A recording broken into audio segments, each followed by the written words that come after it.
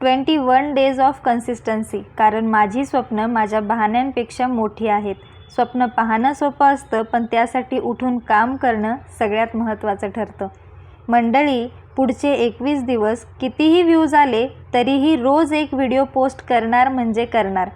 जर हा व्हिडिओ 100 लोकांनी पाहिला तरीही चालेल, 1,00,000 लोकांनी पाहिला तरीही चालेल, पण पुढचे 21 दिवस मी थांबणार नाही. कारण मी स्वतःलाच वचन दिलंय. गेल्या काही दिवसांपासून मी एक गोष्ट नोटीस करत होते. व्हिडिओ पोस्ट केल्यानंतर आपण सगळ्यात आधी काय पाहतो? Views, likes, comments. आणि जेव्हा आपल्या अपेक्षेप्रमाणे व्ह्यूज येत नाहीत, लाईक्स येत नाहीत, कमेंट्स येत नाही, तेव्हा मनात विचार येतात, कदाचित माझ्याकडून होत नाही आहे का? कदाचित सगळ्यांना माझे व्हिडिओ आवडत नाही आहेत का? पण मी स्वतःलाच एक प्रश्न विचारला, मी खरंच माझ्या स्वप्नांसाठी काम करते की फक्त नंबर्ससाठी काम करते? आणि तिथेच मला माझ्या प्रश्नाचं उत्तर मिळालं. यश एका दिवसात मिळत नाही. एक व्हायरल रील आयुष्य बदलत नाही, पण रोज केलेली मेहनत नक्की आयुष्य बदलू शकते. म्हणून आजपासून मी स्वतःलाच एक चॅलेंज केलं आहे. पुढचे येणारे 21 दिवस कितीही व्ह्यूज आले, कितीही लाईक्स आल्या, कोणी सपोर्ट करो अथवा न करो, पण मी रोज एक व्हिडिओ पोस्ट करणार म्हणजे करणार. कारण आता माझं लक्ष व्ह्यूजवर नाही, तर माझं लक्ष स्वतःला चांगलं घडवण्यावर आहे. कदाचित या 21 दिवसात काहीच बदलणार नाही किंवा सगळंच बदलून जाईल, पण एक गोष्ट नक्की आहे, या 21 दिवसानंतर मी जी आज आहे ती व्यक्ती राहणार नाही. मी जास्त कॉन्फिडंट असेल, जास्त शिस्तबद्ध असेल आणि माझ्या स्वप्नांच्या अजून जवळ असेल. हा आहे डे 1 ऑफ 21. चला बघूयात कन्सिस्टन्सी असेल का किंवा माझं आयुष्य बदलेल का ह्या कन्सिस्टन्सीने. बरं चला, आत्तापर्यंत जी एवढी बडबड केली होती ती स्वतःला सिद्ध करण्यासाठी अथवा स्वतःमध्ये नवनवीन बदल घडवण्यासाठीची आहे. ह्या 21 दिवसाचं चॅलेंज मी पूर्ण करण्याचा प्रयत्न तर करेलच, पण ह्या सगळ्या गोष्टींमध्ये मला तुमच्या मदतीची सुद्धा गरज आहे बरं का. आपली फॅमिली म्हणून हक्काने तुम्हाला विचारते, तुम्ही सगळे मला सपोर्ट करणार ना? आपल्या चॅनलला फॉलो केलं नसेल अथवा सबस्क्राईब केलेलं नसेल तर लवकरात फॉलो आणि सबस्क्राईब करून घ्या. कारण असेच नवनवीन चॅलेंजेस मी इथून पुढे घेऊन येणार आहे. ही आत्ता सध्या सुरुवात असल्यामुळे एवढं व्यवस्थित काही जमणार नाही, पण मी प्रत्येक दिवशी नवीन काहीतरी गोष्ट शिकून अथवा नवनवीन चॅलेंजेस घेऊन आपल्या व्हिडिओला नाविन्यता आणण्याचा प्रयत्न करत राहील.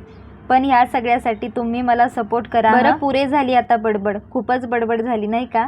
आता माझा स्वभावच आहे मुळात बडबडीचा, तर कायच करणार. तुम्ही पल्लवीच्या ऐवजी मला बडबडी म्हणू शकता बरं का. आता तुम्हाला वाटेल की व्हिडिओवर कधी बोलणार, आता व्हिडिओवरच येते. मंडळी, तुम्हाला वाटेल की मी सकाळच्या झोपेतून उठले. नाही नाही, मी दुपारी झोपलेली होती. जेवण वगैरे केल्यानंतर दुपारची झोप छानच वाटते. कारण आता वातावरण पण असं होतं आहे ना, ढगाळ ढगाळ वातावरण होतं, म्हणून झोपायचा मूड झालेला होता.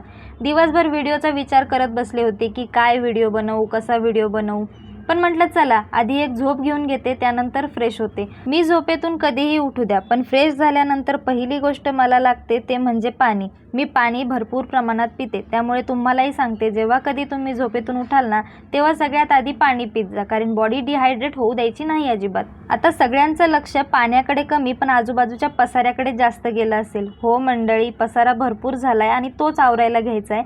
पण त्याआधी चाय लवर आहे म्हटल्यावर झोपेतून उठल्या उठल्या आधी चहा लागतो.